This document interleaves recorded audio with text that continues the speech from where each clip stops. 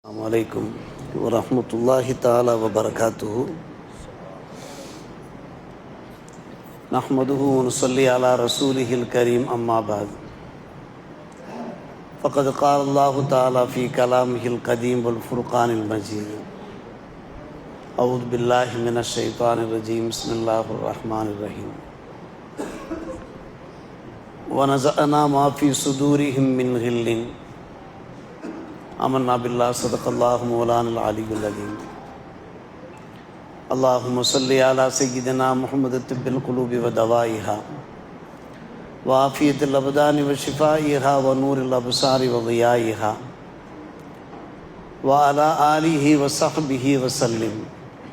மேலான பெரியோர்களே, சகோதரர்களே, அல்லாஹ்வின் நல்லடியார்களே, ஹாஃபிஸா அவர்கள் ஓதி காண்பித்த ஒரு முக்கியமான வசனம், சுவனவாசிகள் அவர்களுடைய இதயங்களிலே உள்ளங்களிலே இருந்த குரோதத்தை நாம் கலைந்து விடுவோம், அகற்றி விடுவோம் என்று அல்லாஹ் ரப்புல் ஆலமீன் சுவனவாசிகளை வர்ணிக்கிறான்.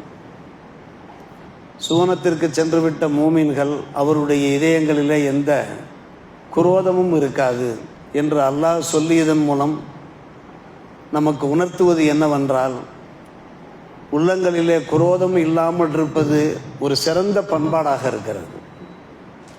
அதனால்தான் அல்லாஹ் அதை சொல்லுகிறான். நம்முடைய இதயங்களிலேயும் அந்த ஹில்லு என்று சொல்லுகிற குரோதம் விரோதம் இருக்கக்கூடாது என்பதை நமக்கு உணர்த்துகிறான். உயிரோடு இருக்கின்றவர்களாக இருக்கட்டும், நம்மை விட்டும் பிரிந்துவிட்ட இறந்து விட்டவர்களாக இருக்கட்டும், யாரை பற்றியும் நம்முடைய இதயங்களில் கள்ளம் கபடம் குபாடம் இருக்கக்கூடாது. பரிசுத்தமான இதயங்களோடு நாம் வாழ வேண்டும் என்று அல்லாஹ் நமக்கு அறிவிப்பு செய்கிறான். வல்லதீன ஜாஉ மின் பாதிஹிம் யகூலூன ரப்பனா இக்ஃபிர் லனா வ லி இஹ்வானினா அல்லதீன சபகூனா பில் ஈமான் வலா தஜஅல் ஃபீ குலூபினா கில்லல் லில்லதீன ஆமனு ரப்பனா இன்னக ரഊஃபுர் ரஹீம் என்று அல்லாஹ் ஒரு வசனத்தை இறக்கி அருள் இருக்கிறான். யாரை பற்றி அல்லாஹ் சொல்லுகிறான்? அன்சாரி தோழர்களை பற்றி அல்லாஹ் சொல்லுகிறான். பின்னால் வந்த அந்த மக்கள் அவர்கள் எப்படி துவா செய்கிறார்கள் என்றால், எங்கள் இறைவா, எங்களுடைய பாவங்களையும் ஈமானோடு எங்களை முந்தி சென்று விட்ட நன்மக்களுடைய பாவங்களையும் மன்னிப்பாயாக. அவர்கள் விஷயத்தில் எங்களுடைய உள்ளங்களிலேயா அல்லாஹ் எந்த ஒரு குரோதத்தையும் நீ ஏற்படுத்தி விடாதே என்று அவர்கள் துவா செய்வார்கள். அவர்கள் மிகப்பெரிய அந்தஸ்துகளோடு சென்று விட்டார்களே, பதவிகளோடு சென்று விட்டார்களே என்கின்ற அந்த குரோதமெல்லாம் எங்களுக்கு ஏற்பட்டு விடாமல் எங்களுடைய இதயங்களை பாதுகாத்து விடியா அல்லாஹ் என்று அவர்கள் துவா கேட்பார்கள் என்று அன்சாரி தோழர்களை பற்றி அல்லாஹ் புகழ்ந்து பேசுகிறான். முஹாஜிர்கள் புனித மதீனா அகதிகளாக வந்தார்கள், வாழ்க்கையில் வளம் பெற்றார்கள் கொஞ்சம் கொஞ்சமாக. அன்சாரிகள் அவர்களுக்கு உபகாரிகளாக இருந்தார்கள், உதவிக்கரம் நீட்டியவராக இருந்தார்கள். நாளடைவில் முஹாஜிர்கள் அவர்கள் வளம் கொளிக்க பெற்றதை பார்த்து அந்த அன்சாரிகளுக்கு எந்த ஒரு போட்டியும் பொறாமையும் ரிஷும் ஹில்லும் ஏற்படவில்லை. அதைத்தான் அல்லாஹ் ரப்புல் ஆலமீன் இந்த வசனத்தின் வாயிலாக, உயிரோடு இருப்பவர்களாக இருக்கட்டும் இறந்து விட்டவர்களாக இருக்கட்டும், அவர்களை பற்றி நாம் எப்போதும் நல்லெண்ணம் கொண்டோம் என்றால் நாம் சுவனவாசிகளாக ஆகிவிடுவோம். பலமுறை நாம் கேள்விப்பட்ட ஒரு சம்பவம், பெருமானார் ரசூலே கரீம் ஸல்லல்லாஹு அலைஹி வஸல்லம் மஸ்ஜித் நபவியிலே அமர்ந்திருக்கிறார்கள், சத்திய சஹாபிகள் சூழ்ந்திருக்கிறார்கள். அனஸ் இப்னு மாலிக் ரலியல்லாஹு அன்ஹு இந்த ஹதீஸை அறிவிப்பு செய்கிறார்கள். திடீரென்று கூறுகிறார்கள், இதோ எத்தலியு அலைக்கும் அல் ஆன் ரஜுலு மின் அஹ்லில் ஜன்னா, சுவனவாசிகளில் ஒருவர் இப்போது பள்ளிவாசல் உள்ளே உங்கள் முன்னே தோன்ற போகிறார், கவனியுங்கள் என்று சொன்னார்கள். எளிமையான ஒரு நண்பர், ஹதீஸ் ஷரீஃபிலே வருகிறது, எளிமையான ஒரு நண்பர் மஸ்ஜித் நபவியிலே பிரவேசிக்கிறார். இரண்டு அடையாளங்களோடு பிரவேசிக்கின்றார். ஒன்று, அவர் ஒலு செய்திருக்கிறார், ஒலு செய்த அந்த தண்ணீர் அவர் தாடி வழியாக வழிந்து கொண்டிருக்கிறது. ரெண்டு, தம்முடைய இடக்கரத்தில் சப்பலை எடுத்துக்கொண்டு வருகிறார், ஒரு பக்கமாக வைக்கிறார். சுவனவாசி என்று பெருமானார் ரசூலே கரீம் ஸல்லல்லாஹு அலைஹி வஸல்லம் அவர்கள் அவரை வர்ணிக்கிறார்கள். அதே போன்று மறுநாளும் இதே போல் சஹாபிகள் சூழ்ந்திருந்த நிலைமையில் இதே வாசகத்தை சொல்கிறார்கள். இதோ ஒரு மனிதர் உங்களிடத்தில் வரப்போகிறார், அவர் சுமணவாசி. அதே போன்று அந்த மனிதர் அதே தோற்றத்தோடு அதே காட்சியோடு வருகிறார். ஒலி செய்த அந்த நீர் தாடியின் வழியாக வழிந்து கொண்டிருக்கிறது, இடக்கரத்தில் சப்பலை எடுத்துக்கொண்டு. மூன்றாம் நாளும் அதே போன்று. சஹாபியர் எல்லாம் திகைத்து போகிறார்கள். அப்படி என்ன அவரிடத்தில் சிறப்பு அம்சம் இருக்கும்? அப்துல்லா பின் அம்ர் பின் ஆஸ் அவர்கள் யோசிக்கிறார்கள், அப்படியானால் இவரை நாம் ஃபாலோ பண்ண வேண்டும். இவர் ஏதோ ஒரு நன்மை செய்பவராக இருப்பார். உலகத்திலேயே அவர் சுவனவாசி என்று அவர் அறிவிப்பு செய்யப்படுகிறார் என்றால் அந்த நன்மையை நாமும் பெற்றுக்கொள்ள வேண்டும் என்பதற்காக வேண்டி அந்த அன்பு நண்பரிடத்தில் பர்மிஷன் கேட்டு 3 நாட்கள் அவரோடு பகலும் இரவுமாக கூடவே இருக்கிறார். அல்லும் பகலுமாக. இரவு நேரத்தில் கூட கவனித்து பார்க்கிறார். அந்த சஹாபி ஒரு பெரிய அளவுக்கு எந்த நல்ல அமலும் செய்யவில்லை, தஹஜ்ஜத்து கூட தொழவில்லை, கியாமுல் லைல்ல கூட அவர் ஈடுபடவில்லை. கவனிக்கிறார். இவர் சற்று தூங்காமல் கவனித்து கொண்டே இருக்கிறார். புரண்டு புரண்டு படுக்கிறார். ஆனால் படுக்கிற போது ஏதோ திக்ருகள் செய்கிறார், தியானத்திலே ஈடுபடுகிறார். அது மட்டும் தான். 3 நாட்கள் முடிந்ததற்கு பின்னாலே அப்துல்லா பின் அம்ர் பின் ஆஸ் ரலியல்லாஹு அன்ஹு கேட்கிறார்கள், ஃபமல்லதி பலகபிக்க, நீங்கள் ஒரு உயர்ந்த அந்தஸ்தை அடைந்திருக்கிறீர்கள் சுவனவாசி என்று, நீங்கள் அப்படி என்னதான் பண்ணுகிறீர்கள்? உங்களிடத்தில் நாங்கள் எந்த ஒரு காட்சியும் காணவில்லையே, வணக்க வழிபாடுகளில் நீங்கள் அதிகப்படியாக ஒன்றும் நீங்கள் ஈடுபடவில்லையே, ஆனால் உங்களை சுவனவாசி என்று பெருமானார் ரசூலே கரீம் ஸல்லல்லாஹு அலைஹி வஸல்லம் வர்ணிக்கிறார்கள், என்ன காரணம்?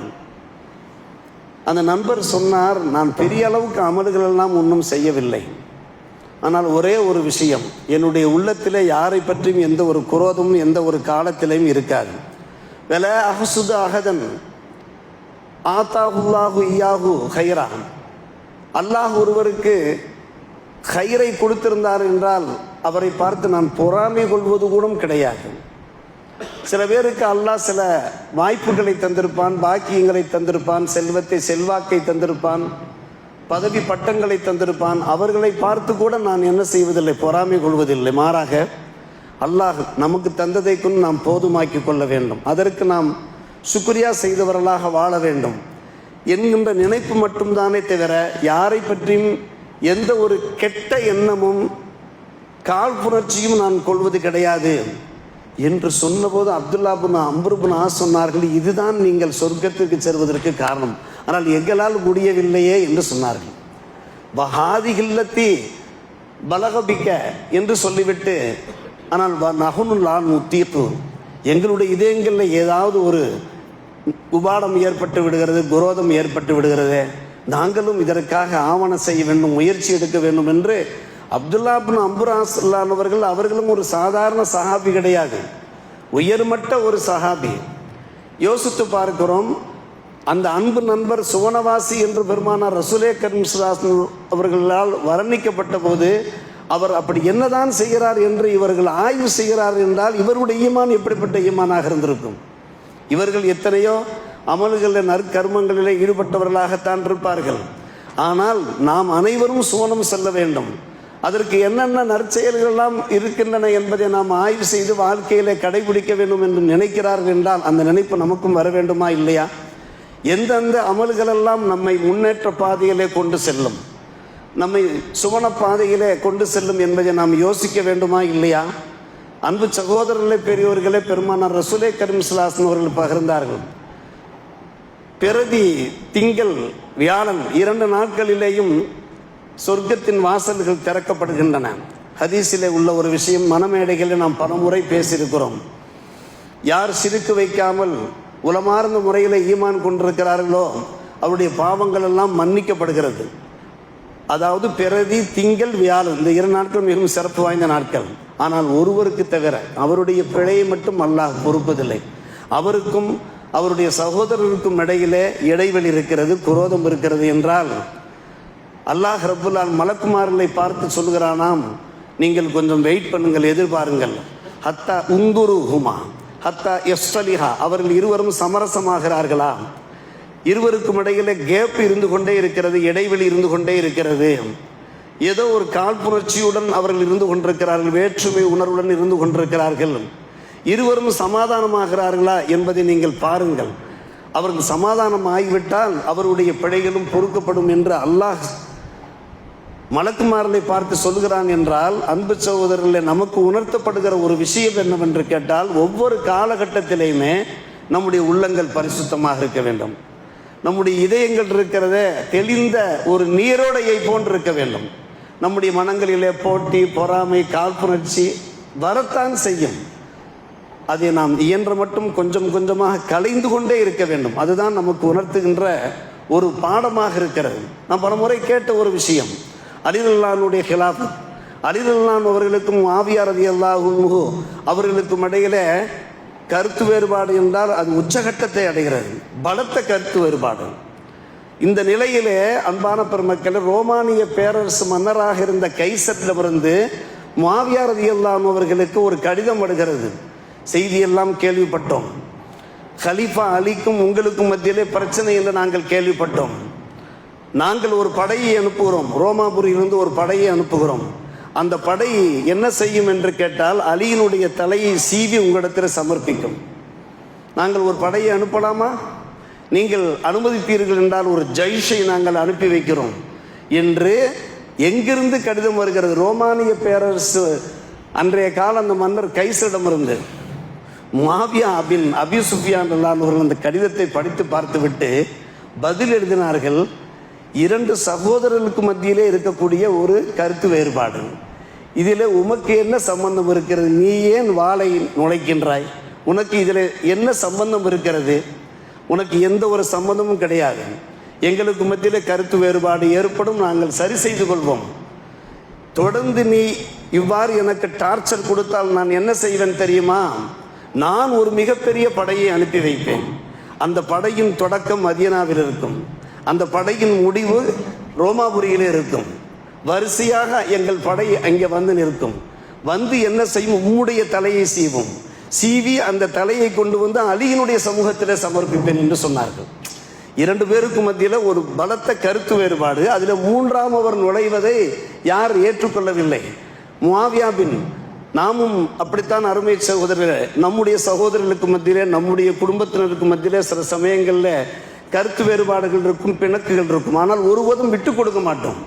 நம்முடைய சகோதரரை பற்றி, நம்முடைய பெற்றோரை பற்றி, நம்முடைய மாமன் மச்சான்களை பற்றி யாராவது ஏதாவது உதாசீனமாக பேசினால் விட்டு கொடுக்கவே மாட்டோம். வெளியூர்களுக்கு செல்வோம், நம்முடைய ஊரை பற்றி யாராவது தவறாக பேசினால், விமர்சனம் செய்தால் விட்டு கொடுக்க மாட்டோம். ஊரை பற்றி தெரியாதா என்று நாம் பதில் சொல்ல ஆரம்பித்து விடுவோம். காரணம், சில கருத்து வேறுபாடுகள் இருக்கும். அந்த கருத்து வேறுபாடுகள் நமக்குள்ளேயே வைத்து நின்று விழுங்கி கொண்டு அதற்கு பின்பு நாம் சமரசமாக ஆகிவிடுவது உண்டுதானே.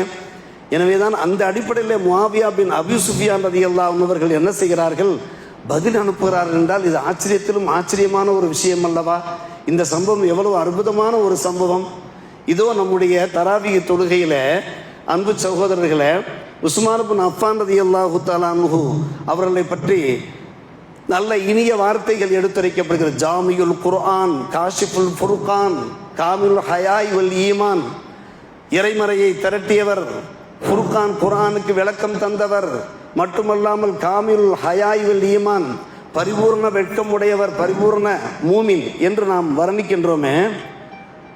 அருமை சகோதரர்களே, உஸ்மான் பின் அஃபான் அவர்களுக்கு ஒரு மிகப்பெரிய சோதனை ஏற்பட்டது. நாம் கேள்விப்பட்ட ஒரு விஷயம். எதிரிகள் சில சத்தியத்தை நாம் வெளிப்படுத்துகிற போது எதிரிகளால் சில பின்விளைவுகள் ஏற்படும். அது தெரியாத ஒரு விஷயம் அல்ல.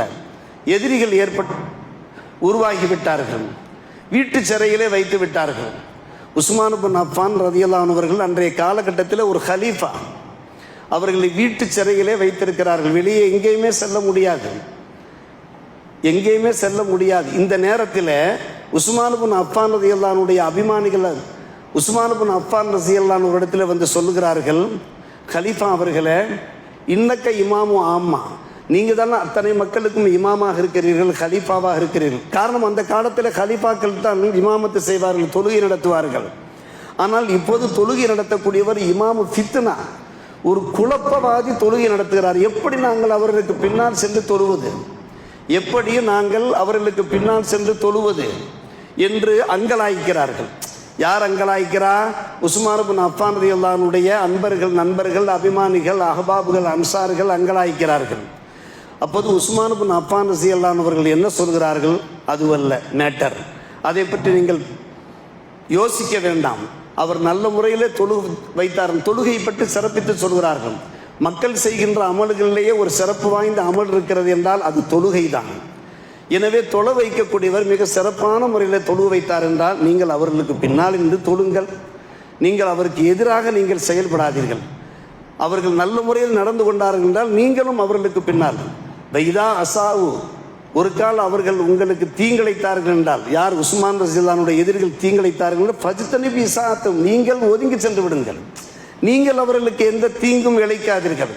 உண்மையில் அந்த நேரத்தில் உஸ்மான் பின் அஃபான் அவர்கள் அந்த சந்தர்ப்பத்தை பயன்படுத்தி விடாதீர்கள், பிடியுங்கள் என்று சொல்லியிருக்க வேண்டும். காரணம், அவர்களுக்கு எதிரிகளாக பரம வைரிகளாக இருக்கிறார்கள். அவர்களுக்கு பாடம் கற்பிங்கள், விடாதீர்கள் என்று சொல்லியிருக்க வேண்டும். ஆனால் அந்த நேரத்தில் அவர்கள் என்ன சொல்லுகிறார்கள்? அவருடைய இதயத்தில் எந்த ஒரு விரோதமும் இல்லாமல் பேசுகிறார்கள். அவர்கள் நல்ல முறையில் தொழு வைக்கிறார்களா, நல்ல முறையில் நடந்து கொள்கிறார்களா? நீங்களும் ஏசானாக நடந்து கொள்ளுங்கள். உங்களுக்கு ஏதாவது துன்பம் இழைத்தால் நீங்கள் ஒதுங்கி சென்று விடுங்கள். நீங்கள் அவர்களுக்கு ஃபஜ்தனிபு இசாஅத்தும், எந்த ஒரு துன்பமும் விளைவிக்காதீர்கள் என்று சொல்கிறார்கள் என்றால் கொஞ்சம் யோசித்து பார்க்கிறோம். அருமை சகோதரர்களே, பெரியவர்களே, இப்படித்தான் நம்முடைய வாழ்க்கையை நாம் அமைத்துக் கொள்ள வேண்டியிருக்கு. இது போன்ற பல விஷயங்களை வரலாற்றின் வாயிலாக நாம் பார்த்து கொண்டிருக்கிறோம் என்றால், அன்பு பெருமக்களே, ஹாஃபிஸா அவர்கள் ஓதிய அற்புதமான ஒரு வசனம், அனஸஅனாஃபி சுதூரிஹிம் மின் கில்லின் இஹ்வானா. சோனவாசிகள் இருக்கிறார்களே, அவருடைய இதயங்கள் இருக்கக்கூடிய அந்த குரோதத்தை எல்லாம், அந்த மனமாச்சரியத்தை எல்லாம், அந்த புணர்ச்சியெல்லாம் நாம் அகற்றி விடுவோம். அவர்கள் பரிசுத்த இதயமுடையவர்களாக இருப்பார்கள் என்று அல்லாஹ் சொல்ல வேண்டிய அவசியம் என்னவென்று கேட்டால், நமக்கு அல்லாஹ் உணர்த்துகின்றான். இந்த உலகத்தில் வாழ்கின்ற போது நம்முடைய இதயங்கள் எந்த அளவுக்கு பரிசுத்தமாக தூய்மையாக இருக்கிறதோ நம்முடைய அமல்களுக்கு அங்கீகாரம் கிடைக்கும், அல்லாஹுடைய திருப்பொருத்தம் கிடைக்கும், கடைசியாக இறுதியாக சுவனமும் கிடைக்கும் என்கின்ற அந்த நன்மாராயத்தை தெரிந்து நாம் வாழ்க்கையில் அல்லாஹ் ரசூலுக்கு வழிபட்டு வாழ முயற்சி எடுப்போம். அல்லாஹ் ரப்புல் ஆலமீன் நல்லர் புரிவானாக. வாஹிர் தாவானா அல்ஹம்துலில்லாஹி ரப்பில் ஆலமீன்.